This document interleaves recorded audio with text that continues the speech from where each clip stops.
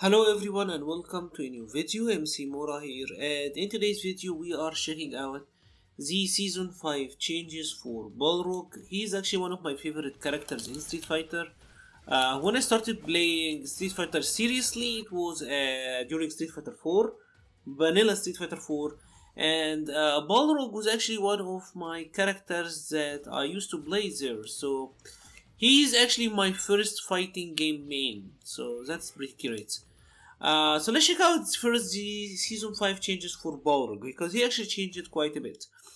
The first change for Balrog is that his standing medium punch now forces a stand. This is a big deal for Balrog because typically for him to whiff punish or counter poke, he have to be charging, right? Maybe he will, if he have V skill 2, he wouldn't need to charge, but generally he needs to be charging.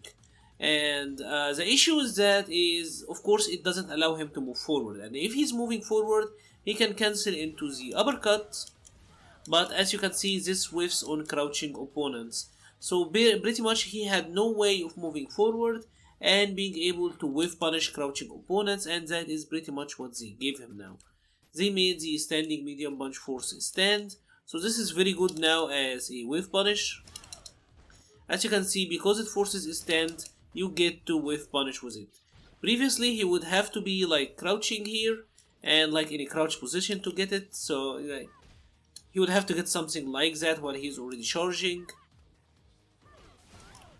right? But now he have an option to walk forward and get the whiff punish, so that's really good for the character. The other change is to his standing heavy punch, and this is a two-parter.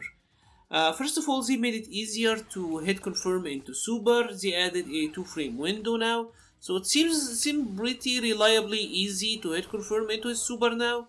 But they also made it, they decreased the whiff recovery by 1 frame, so he recovers a little bit faster. But also his hurt box is wider, so you can hit him from a further range.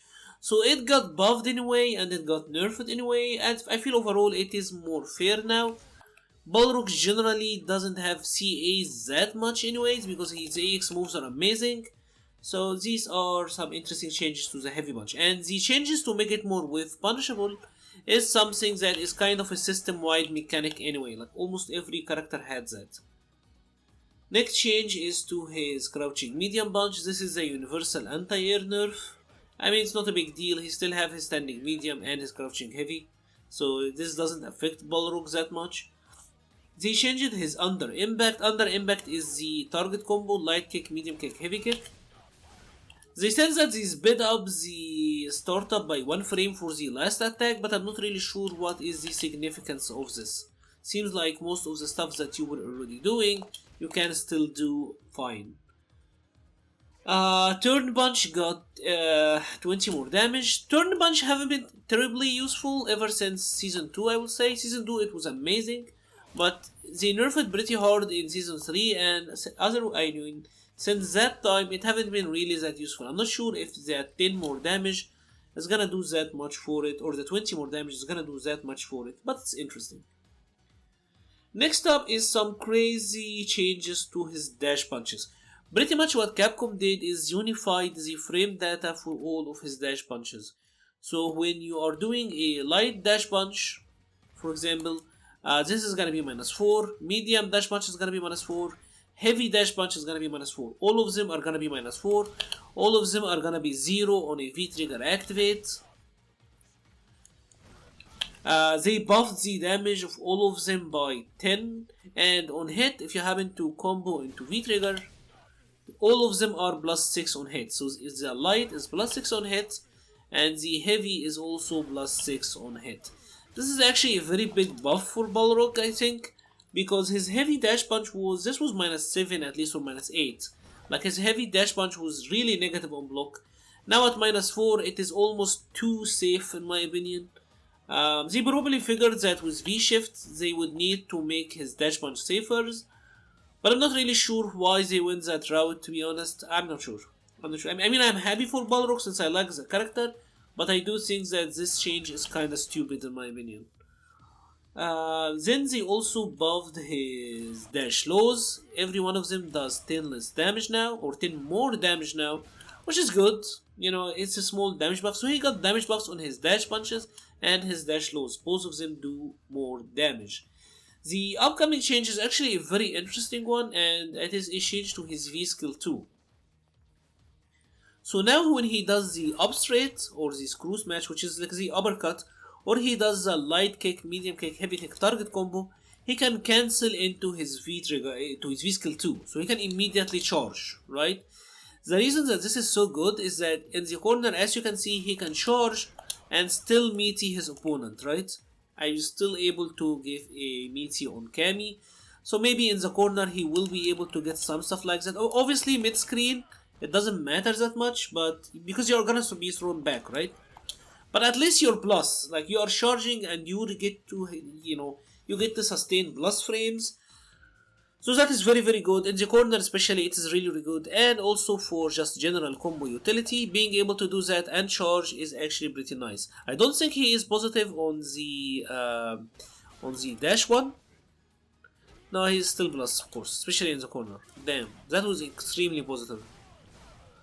So as you can see, this is a really nice buff for the character. And speaking of nice buffs, this one is also really really big. They buffed the damage on his V-Trigger 2 command grab. Now it used to do 180 to 350 stun, now it's 200 damage, 350 stun. I think the logic behind this is that this command grab will be... Because this command grab does a lot of stun, I think they figured that many times player will do it and then it will stun their opponent, and then the next hit would scale. So I'm thinking this is why they buffed the damage output on it, because of the universal combo scaling they introduced. But honestly, he still get like incredible damage out. Like that was like 470 damage if he happened to stun with the command grab. So I'm not really sure if that was necessary, to be honest. Like I love Balrog, but like come on man.